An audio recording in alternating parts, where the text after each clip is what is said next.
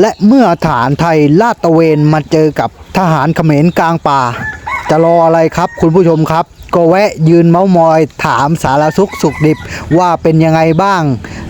ยังไงเทียนไขหรือตะไบเดี๋ยวยังไงจะเจอเมื่อไหร่เอาเปิดก่อนก็อยากเปิดก็เปิดมาใครฟังออกคอมเมนต์บอกผมด้วย เพราะผมฟังไม่ออกบริเวณคนเองแต่ก็เพื่อเลยนู่นบ้านเลยนะโอ้ไฟเงียบเลยเนี่ยต่อมันเลยเนาะว่าทายังไว้นุ่มเพื่อเถื่อนแต่คือทำอะไรนุ่มเพื่อใบครบใบนุ่มเพื่อจีน่ะ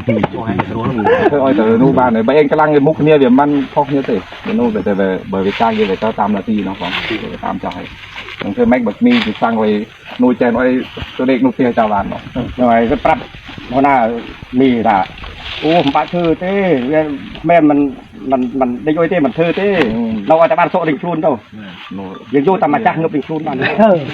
นี่ไงมันจะเชี่ยร้อยมือตาอุยแกรนน้องเสด็จจีนเดี๋ยวไงไม่ดิ่งเงือบผมมันเมียนเงือบตะมุยนะเมียนเงือบตะเนียเมียนเนี่ยนะอ๋อเมียนเงือบตะเนียกรอนนี่เมียนเงือบตัวตะเนียว่าแต่ยังเราแจ้อนุกรรมแต่นู่นเนี่ยสบายนะแต่นี่นะยังต้องยุ่งกับนู่นชุ่มเนี่ยแบบจุดเนี่ยได้จังโมนี่เนี่ยถึงยังเป็นนะเรื่องเนี่ยที่ใช้ช่วยกันออกได้เนี่ยแต่มันตัวเราขณะจังผมเคลียร์โมบันเคลียร์โมยบ้านอ่อนนะไม่บันล้อ